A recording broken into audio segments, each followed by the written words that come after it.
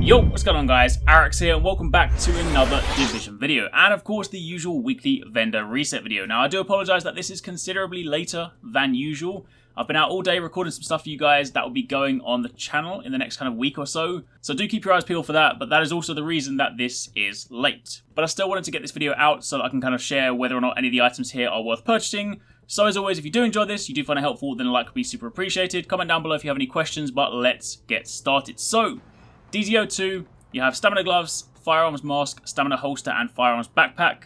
Quite simply, the only item worth considering there are of course the stamina gloves, but beyond that, there's nothing really worth talking about. So moving swiftly on to DZ-03. This is of course where you get your weapons. Now this week, your outright weapon that you can just buy as a 229 weapon is the military P416.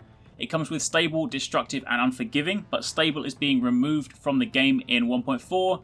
So this is, for that reason, and that reason alone, not really worth picking up for the time being. Of course, it would be replaced by something else, but honestly, given the DZ rank requirement, the money involved, and all that stuff, it's just generally not worth your time. So on top of that, you have blueprints for the first wave M1A and the black market RPK 74E, and while the RPK is a really nice weapon in 1.4, because we are going to be getting new higher level blueprints, I'm again going to say don't bother with these for the time being.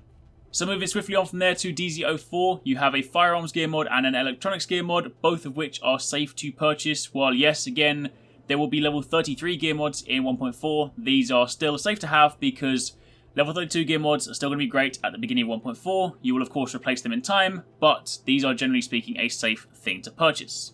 And then wrapping things up with DZ-05, you have a small RDS scope and a CQ-BSS scope as well. So again, usual thing, if these are applicable to your weapon, then you may well consider them. They're also generally safe to buy. Once again, while we will be getting level 33 versions, these will still be viable at the beginning and throughout a large portion of 1.4. So once again, safe to purchase there.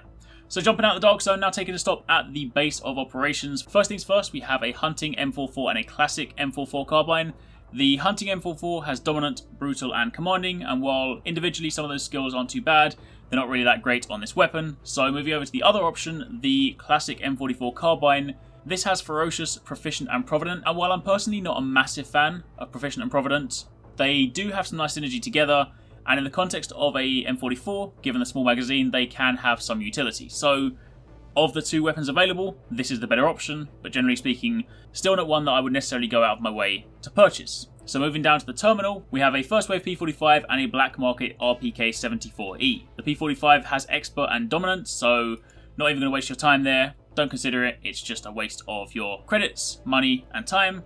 And as for the black market RPK 74E, this one's actually pretty interesting. I've been using the RPK myself in the PTS. I really like it. It's actually getting a slight buff as well in 1.4, so in that respect it's going to be a viable weapon, and this is actually a pretty nice set of talents, capable, deadly, and prepared. So while it is, yes, gear score 204, it is one of those things that you could consider picking this up, and it wouldn't suddenly then become completely useless when 1.4 drops. So that is one that you could consider picking up if you were looking to spend some credits. But do bear in mind that video that I put up the other day when I said that realistically, if you're trying to prepare for 1.4, the best thing you can do is just save your currency, save your credits, and just hang tight, because there'll be a lot more things that you'll be able to get, and loot is a lot easier to come by in 1.4. So while you can buy that, it's completely your call. As for the other vendor, in the terminal you have a performance gear mod.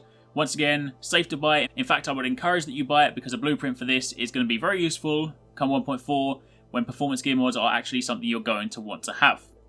And then finally jumping down to the underground, you have a G36 Enhanced and a PP19. The G36 has Prepared, Responsive, and Focused, which truth be told is a bit of a contradiction because Prepared and Responsive are like two completely opposite ends of the stick, because Prepared requires that you be at range, Responsive requires you be up close. But with that being said, you could still buy this and roll up Prepared and make it useful, but as it exists like this, if you were to buy it and just use it like that, it's not particularly great. So it would require some recalibration, but it's not beyond repair. And as for the PP19, you have Destructive, Self-Preserved, and Hurried. That's actually a nice set of talents, and PP19 is a great SMG for PvE, so that's actually one you could consider. So in summary, gear mods are safe, weapon mods are safe, the RPK, at a stretch, you could buy that, the G36 if you get ready prepared, and the PP19 if you're looking for an SMG for PvE. So, those are your recommendations for this week. Hopefully you guys found this helpful. If you did, then a like would be super appreciated. And take it easy, catch you next time, peace out.